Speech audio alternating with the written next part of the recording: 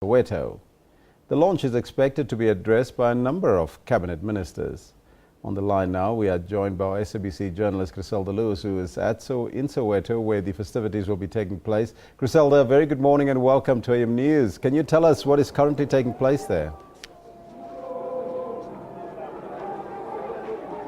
Well, a very good morning to you, Alva. Certainly very historic here where I'm standing at the Hector Pieterson Memorial. When looking back to 1976, when those brave students here in Soweto took to the streets against Afrikaans being used as a medium of instruction. Certainly, like you said, the start of Youth Month. We're expecting the National Youth Development Agency in conjunction with government as well to launch it right here. Very historic that takes place back again here at Soweto. Now, what's expected to take place, Elvis, is that a wreath will be laid here at the Hector Pieterson Memorial. In attendance already is the Executive Director of the National Youth Development Agency, Hector Pieterson, as well as the Minister in the Presidency, Jeff Radebe, is also expected to be here. The Minister responsible for monitoring and evaluation, Buti Manamela, is also expected to be here today. And several young people who have come from the schools here in Soweto to remember that historic day back in 1976. One would really ask the question so many years later about how youth have evolved since 1976. Have young people been the beneficiaries of jobs, of education in this country since the dawn of democracy in South Africa? And certainly to chat a bit about that with me this morning is the Executive Director of the National Youth Development Agency, Hector Pieterson. Thank you so much for your time, Mr. Pieterson. I think, very historic, I think, first of all, that we're back here again so many years later. Why was it crucial for the NYDA, in conjunction, of course, with government, to launch this year today? It is a historic watershed, and it's also a historic moment in that we return to the Hector Pieterson Memorial right here in Soweto to launch Youth Month 2015. And it's historic for a number of reasons. It's 39 years since the historic event that took place, where almost 20,000 students marched against Afrikaans being used as a medium of instruction and brought the entire apartheid regime to its knees, but also ushered in or laid the foundation for democracy in South Africa. And it's important that young people of today reflect on that dark past of ours, of the great sacrifices that were made for all that we have today. But it's also important in that we discuss how best to shape a brighter future and what are the key issues that face us today as the youth of our generation. So many years later, Mr. Pieterson, there are different challenges that young people are facing in this country. It's still issues relating to employment opportunities, to education.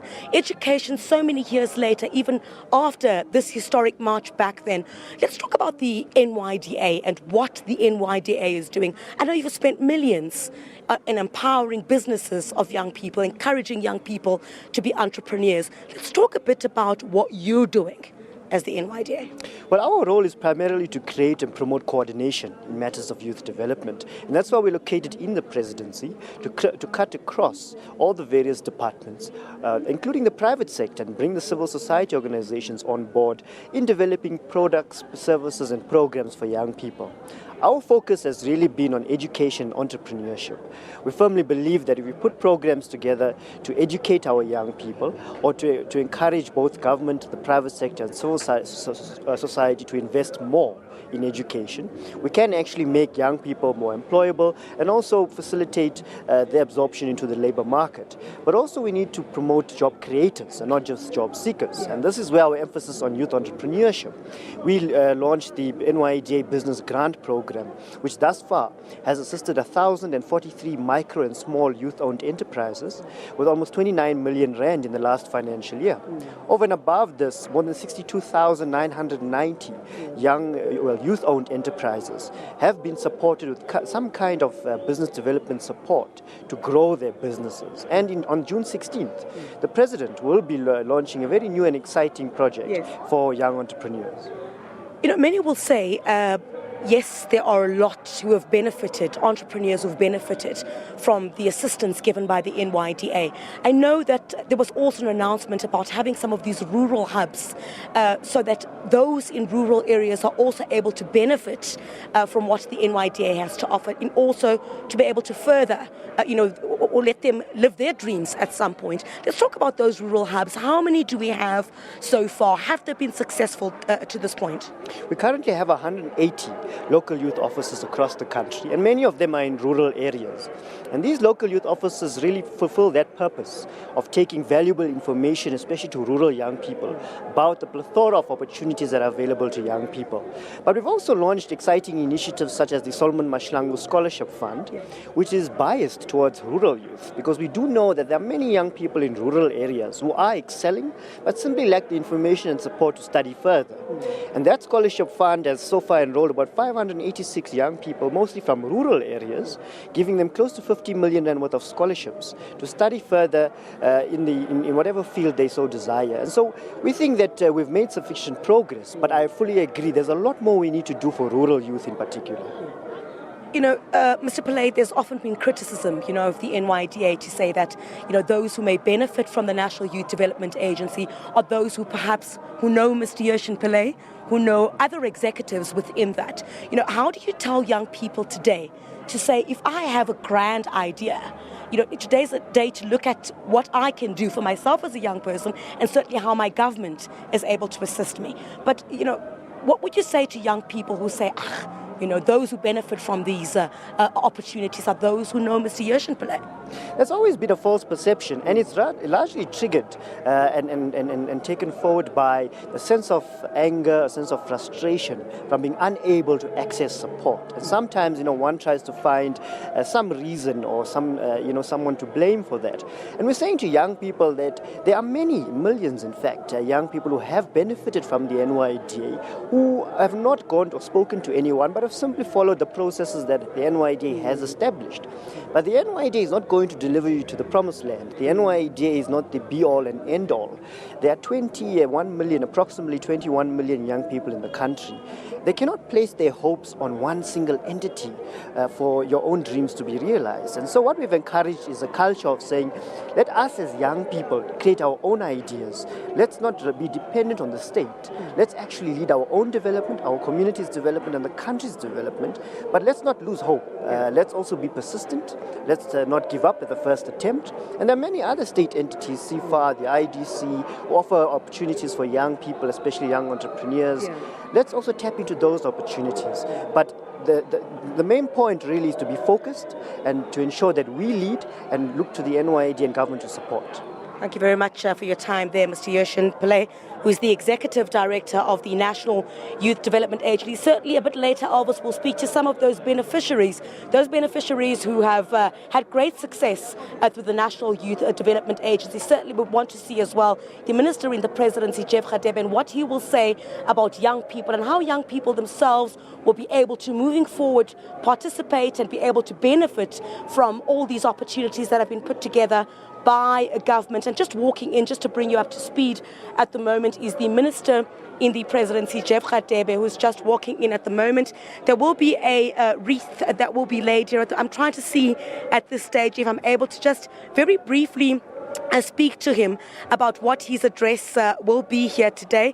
If the Minister in the Presidency could kindly join me. I know I've hijacked him just very quickly. Minister, thank you very much for your time. I see you've just walked in. You're about to lay a wreath here today. Very significant that we're here today at the Hector Pieterson Memorial again. Yes, indeed. As you recall, in 1976, that's where the youth of our country indicated that no to the use of Afrikaans as a medium of instruction, started an uprising here, which is known worldwide as the Soweto uprisings. So the youth of Soweto, Hector Pieterson, they laid down their lives so that you and I must be free. So the youth of 2015 should recall that the freedoms that we take for granted today came at a very high cost of Hector Pieterson and many thousands of our young people. So the contribution that we can make in memory of those who laid down their lives is that we need to build a truly democratic and prosperous South Africa. You know, Minister, young people are facing different challenges today than the ones they were facing back then. But certainly there isn't, would allude to education as well, being one of the cornerstones that government is also focused on. You know, so many years back, we look back, the challenges may be different, but, you know, young people are still worried about jobs, are still worried about education so many years later. What are government's plans? I've spoken to the NYDA. So much has been done. Many have benefited from the opportunities provided by the NYDA, but for government, we face many challenges in South Africa, especially the triangle of unemployment, inequality and poverty. And the majority of South Africa's people, as we know, are young people. So the benefits of our democracy must accrue to young people. That's why education is our number one priority, so that young people must get the skills that they can be able to get jobs, but not only jobs, but to become also job creators. That's why we're creating an enabling environment for young people to take advantage of the opportunities that are there from the Industrial Development Corporation and other financial institutions that must support youth initiatives, not only bursaries, but funding so that they can start their own businesses.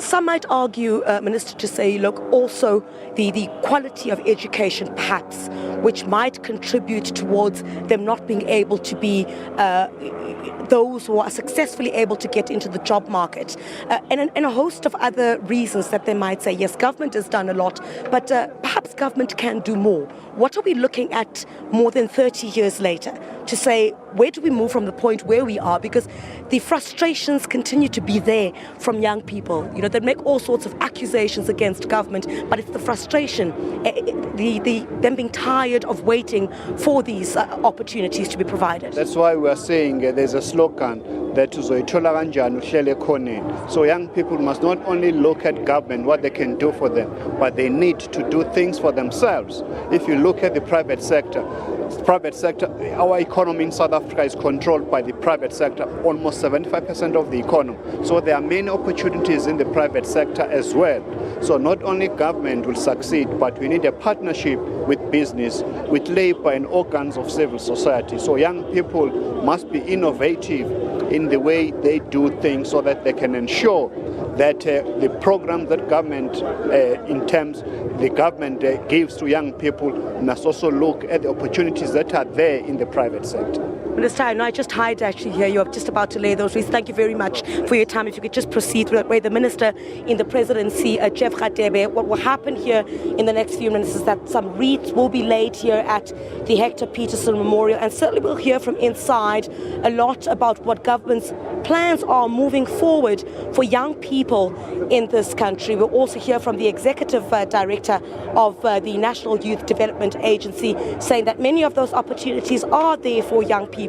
And it's not only that those opportunities should be given to young people, those who want to go within the job market, but for those to create opportunities for themselves, not just to be people who are going out looking for employment, but also those who are able to create jobs at a later stage. Certainly we'll speak to some of the beneficiaries of what the NYDA has also provided, but just a little bit later on. Back to you in studio for now.